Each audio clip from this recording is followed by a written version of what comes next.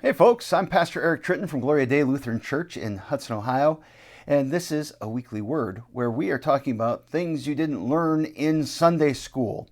And in the month of June, we spent some time talking about the life of Abraham and his family and some things we didn't learn in Sunday school about him. We're going to jump about 1,000 years from Abraham to the time of the Judges. So Abraham's in Genesis. You got to go all the way through Joshua to Judges to get to this next character, a guy by the name of Samson.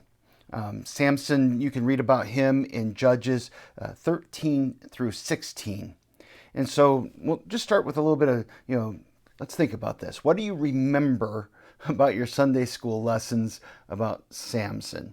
And maybe the answer is nothing, and that's okay. I would encourage you to go back and read Judges 13 through 16 and get to know this guy a little bit.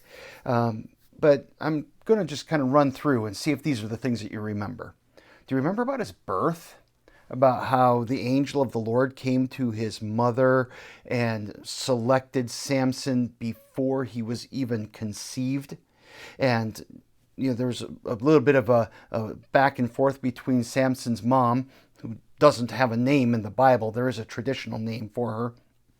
And Samson's dad, a guy by the name of Manoah. Manoah doesn't seem to believe her. And then the angel of the Lord appears to her again. And this time she is able to get her husband. And anyhow, it's made clear from the very beginning of his life that he is chosen by God for a specific work, and he's supposed to be a Nazirite, which was like this holy office, and he was supposed to behave in certain ways, not drinking alcohol, not cutting his hair, not touching dead people and dead things, and there was all this stuff about him. Do you remember that stuff?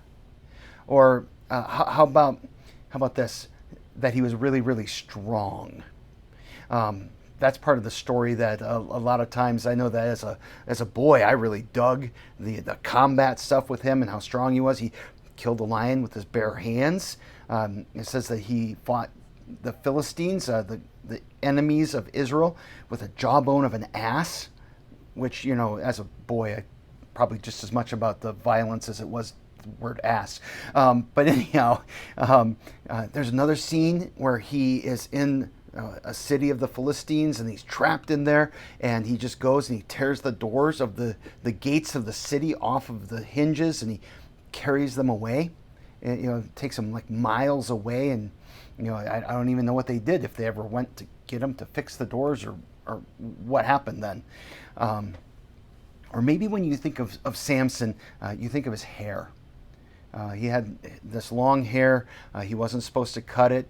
That was something that went back to what God said about him when he was born. And so the hair thing leads into the story of Samson and a woman by the name of Delilah. And she gets him to tell about the hair, and she cuts off his hair, and he loses his strength. Maybe we're starting to get into some things that we might not have learned in Sunday school. After he lost his strength, the Philistines took him and they gouged out his eyes. And they took him to the temple of their god to mock him and to mock God. And it was in that time period his hair was starting to grow back out that he prays to God for strength, and God gives it to him. And Samson pushes down 2 pillars in the temple, and it knocks the whole thing down and kills everybody in it, including Samson. And as I read the story of Samson as an adult, I kind of look at him and I'm like, is this guy a hero? Was he a big meathead? Was he a big hot mess? And the answer is kind of, yeah, he was a little bit of all of that. But one part of Samson's story that's usually overlooked in Sunday school, because it's not age appropriate, is how sex was a big problem for Samson. We know from tradition, we actually can read this in the scriptures, that as a Jewish hero, Samson should have had a Jewish bride, but he keeps going after these Philistine women. In Judges 14, Samson sees a Philistine woman, and apparently she's hot. And he tells his parents, "Get her for me. She's the right one for me." There's no indication that there's been any kind of a conversation or any kind of courtship. It's just he likes the way that she looks. And, so their wedding gets arranged, and she betrays him. And his wife of all of about 4 days is given to another man. And Samson goes away, and it tells us that in chapter 15 he goes back to get her, despite the fact that she's betrayed him and she's been given to another husband. And he goes back, he talks to his father-in-law-ish person, and says, I want to go to my wife in her room, is how it's translated in some translations of the Bible. But literally, I want to go to my wife in the bridal chamber. Can you figure out what he's thinking about? Obviously, he's there because he wants to have sex.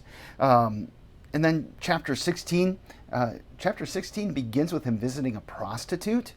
I'm sure he was probably only interested in the conversation, kind of like the guys who used to say that they only read Playboy for the articles, right? Then we get to Delilah in chapter 16 a little bit later. She's not the prostitute. This is a little bit after that. And here's this woman who pretends to love Samson because the Philistine rulers have asked her to do this.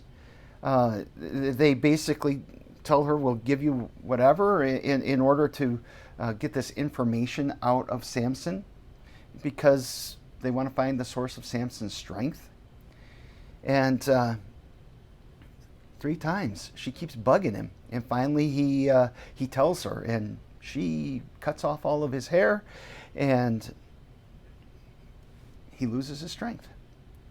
Of course, we know that it wasn't actually his hair that was the source of his strength. It was the Lord. And the hair became kind of a symbol of his office and his relationship with the Lord. And because of his sexual behavior, he in a sense loses his office, and he loses his strength. And there are a couple things I want to grab out of this account. One is that we should not underestimate the power of sexual sin to dominate and enslave people. St. Jerome wrote, if Paul feared the lusts of the flesh, are we safe? Kind of this idea that if this hero of the faith who was really cautious about sexual sin, shouldn't we be cautious too? And I think that as we look at our world today, we can see a lot of fallout from sexual sin, from the sexual revolution of the 60s all the way down to today.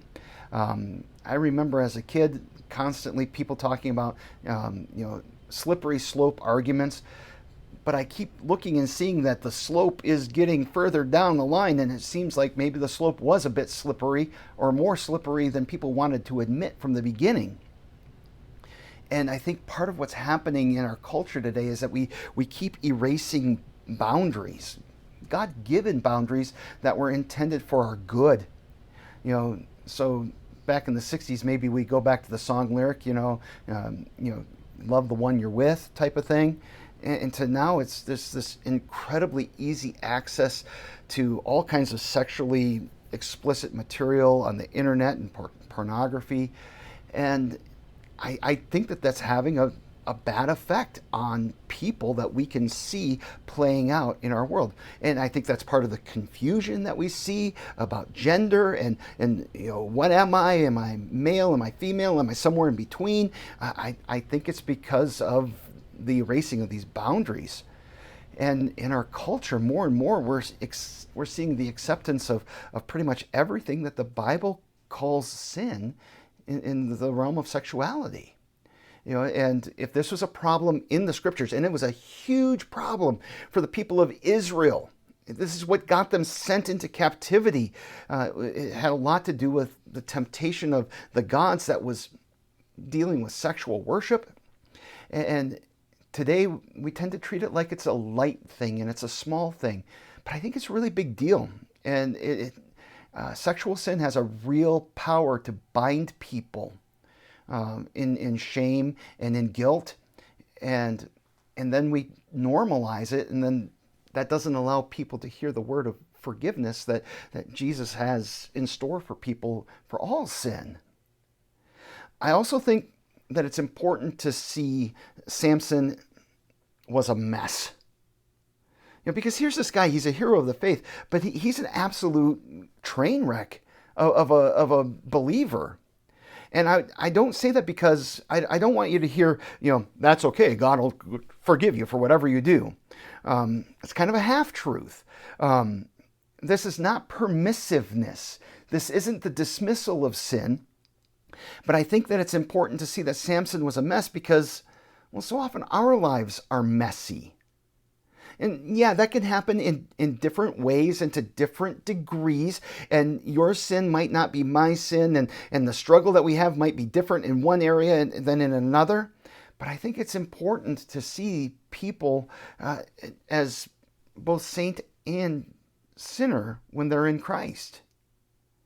And the opportunity for a person to be a forgiven sinner because of what Jesus has done.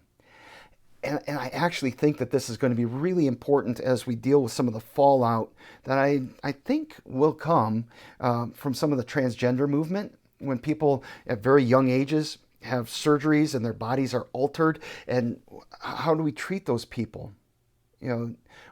Well, is God's love and mercy and forgiveness for them too, for people who have changed their bodies? Obviously, yes. So how do we live out this love? How do we live this incredibly good news that Christ comes for sinners? I don't think the church has done a good job of sharing that message of Christ comes for sinners in the realm of sexual sin. And I think that that's also part of why we are where we are in our culture.